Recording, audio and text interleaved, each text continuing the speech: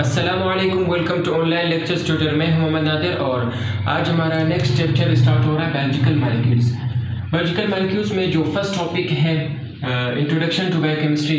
Introduction to biochemistry अगर हम इसका डेफिनेशन देख लें कि the study of chemical components and chemical processes in living organism is called biochemistry. ठीक है, केमिकल कंपोनेंट्स और केमिकल प्रोसेसेस। ठीक है,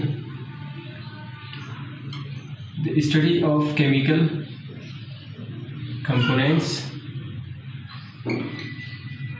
and chemical processes या फिर chemical reactions भी आप कह सकते हैं। ठीक है, chemical reactions,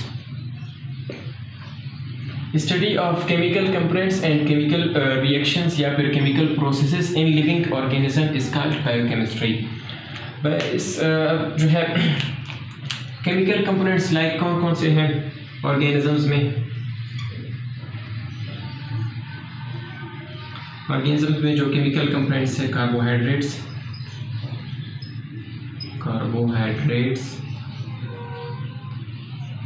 लिपिड्स, प्रोटीन्स और जो है डीएनए एंड आरएनए। डीएनए और आरएनए इसे जो है हम न्यूक्लिक एसिड भी कह सकते हैं। ठीक है,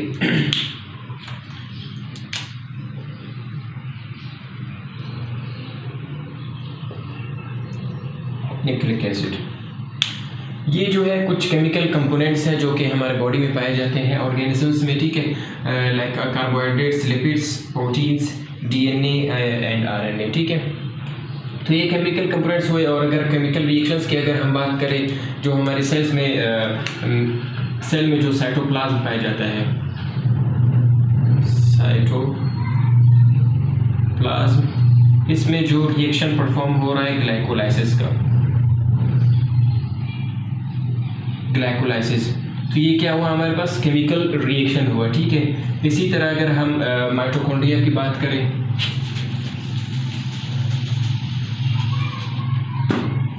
अगर हम माइटोकॉन्ड्रिया की बात करें, माइटोकॉन्ड्रिया में जो है सेलुलर रिस्पायरेशन हो रहा है, सेलुलर रिस्पायरेशन। तो ये सेलुलर रिस्पायरेशन जो माइटोकॉन्ड्रिया में परफॉर्म हो रहा है, ये हमारे पास एक जो है केमिकल रिएक्शन हुआ। ठीक है, केमिकल प्रोसेस है। और ग्लाइकोलाइसिस जो है साइटोप्लाज्म में परफॉर्म हो रहा है। ठीक है, ये भी एक जो है केमिकल रिएक्शन हुआ। इसी तरह वो जो है दो और रिएक्शंस हैं लाइक फोटोसिंथेसिस,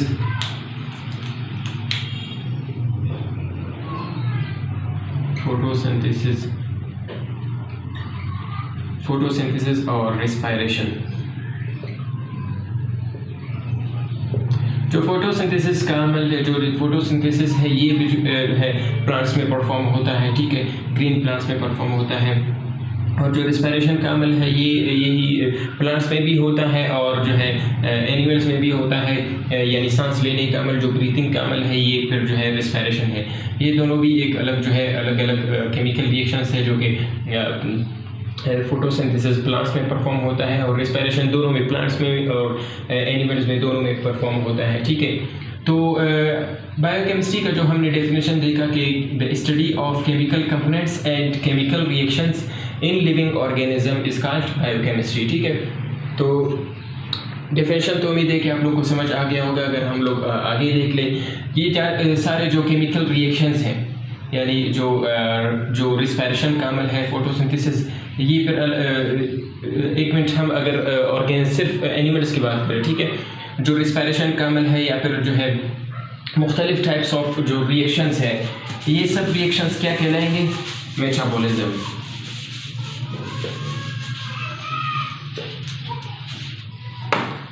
अगर इन सब रिएक्शंस की अगर हम बात कर ले तो ये सब क्या कहलाएंगे? मेटाबॉलिज्म कहलाएंगे। ठीक है, मेटाबॉलिज्म।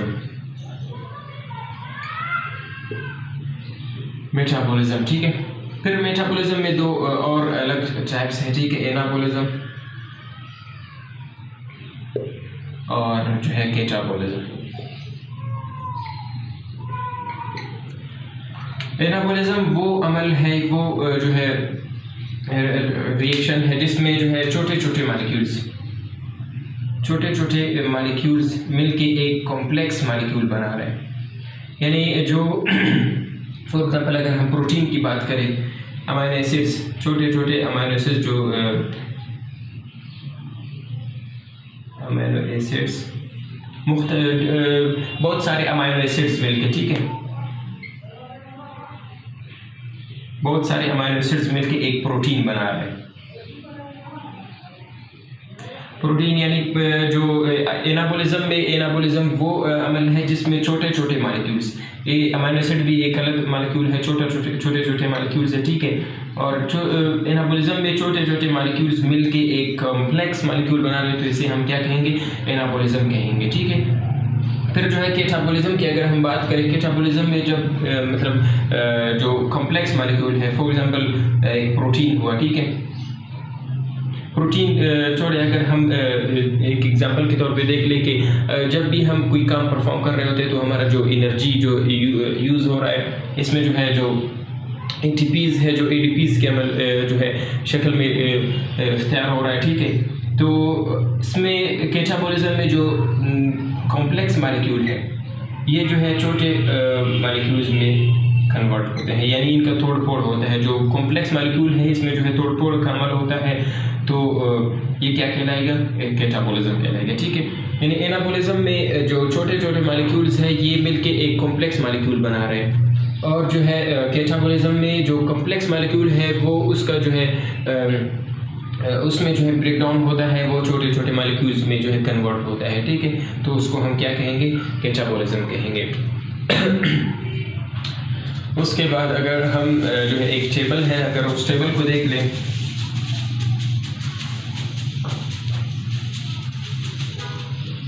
अगर हम टेबल की बात करें, जो केमिकल कंपोनेंट्स है वो बैक्टीरियल सेल और मेमेलियन सेल में कितने मिकदार में पाया जाता है, वो हम अगर देख लें,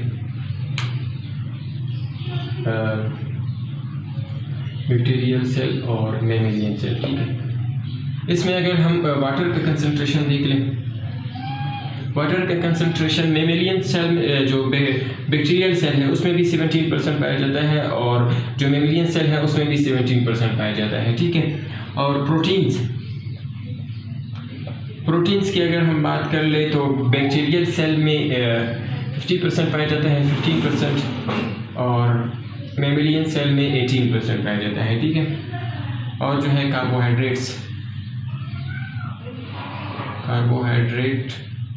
कार्बोहाइड्रेट की अगर हम बात कर ले तो वो बैक्टीरियल सेल में 3% पाया जाता है, और मेमेलियन सेल में जो है 4% पाया जाता है, ठीक है।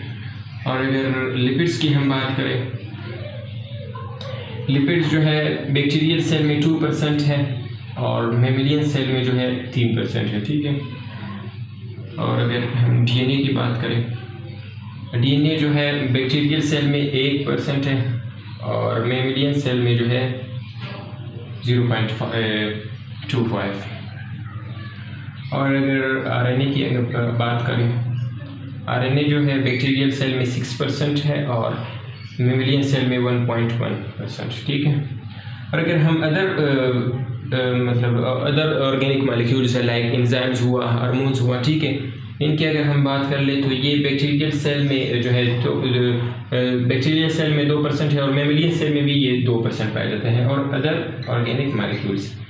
और अगर हम इनऑर्गेनिक मॉलिक्यूल की बात करें, जो इनऑर्गेनिक मॉलिक्यूल्स है, लाइक सोडियम हुआ, ठीक है, पोटाशियम हुआ, मैग्नीशियम हुआ, ठीक है, इसकी अगर हम बात कर ले तो ये 1% जो है बैक्टीरियल सेल में पाया जाता है, और 1% जो है मेमेलियन सेल में पाया जाता है, ठीक है। तो ये जो है टेबल आप लोगों के बुक में भी मौजूद है, अगर आप लोग चाहें तो वहाँ से देख सकते हैं। जो केमिकल कंपोनेंट्स है बैक्टीरियल सेल में और मेमेलियन सेल में, बैक्टीरियल सेल में जो वाटर का कंसंट्रेशन है वो 70% है, और मेमेलियन सेल में भी 70% पाया जाता है, ठीक है। और प्रोटीन्स में जो है जो बैक्टीरियल सेल में प्रोटीन है वो 50% है और मेमिलियन सेल में 18%, ठीक है।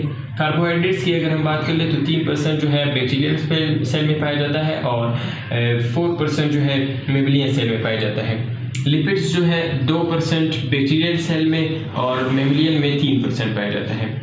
डीएनए जो है 1% में बैक्टीरियल सेल में और 0.25 यानी 1 का आधा हिस्सा जो है वो मेमिलियन सेल में पाया जाता है। आरएनए की अगर हम बात कर ले तो वो 6% जो है वो डीएनए जो है बैक्टीरियल सेल में पाया जाता है और 1.1 जो है वो मेमिलियन सेल में पाया जाता है, ठीक है।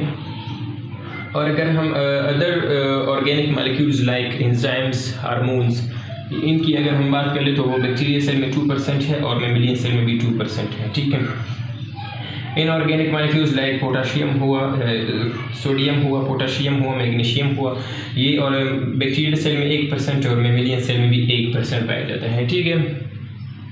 तो ये जो है जो टेबल है ये आप लोगों की बुक में भी पाया जाता है, ठीक है। उसमें भी बुक में भी है, अगर आप लोग चाहे वहाँ से देख सकते हैं। जो मॉलिक्यूल्स में फिर 2 टाइप्स है, एक इनऑर्गेनिक मॉलिक्यूल, एक organic molecule.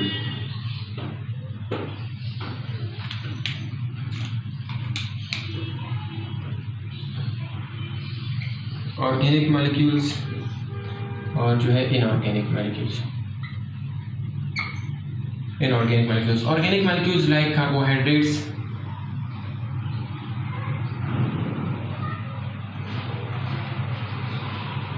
Lipids, proteins. Inorganic में जो है वाटर हुआ यानी H2O, कार्बोहाइड्रेट जो है कार्बन डाइऑक्साइड, ठीक है, CO2। इनऑर्गेनिक मॉलिक्यूल्स इसमें जो है कार्बन भी है।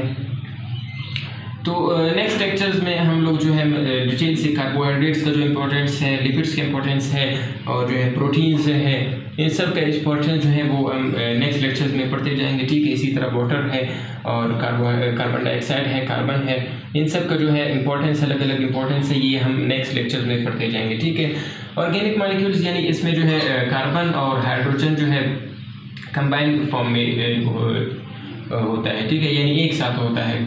जो कार्बन है और हाइड्रोजन है इसमें जो है अगर एग्जांपल देख ले C6H12O6, यानी जो ऑर्गेनिक मॉलिक्यूल्स है इसमें जो कार्बन और हाइड्रोजन है ये फिक्स रेशो में पाया जाता है, ठीक है, यानी जो कार्बन और हाइड्रोजन का जो रेशो है वो फिक्स रेशो में पाया जाता है, ठीक है। इसका एग्जांपल ग्लूकोज है C6H12O6। और इनऑर्गेनिक में इसमें जो है जो कार्बन है और हाइड्रोजन है ये फिक्स जो है रेशो में नहीं पाया जाता है, ठीक है। लाइक H2O, अगर वाटर का फार्मूला देख ले तो इसमें जो है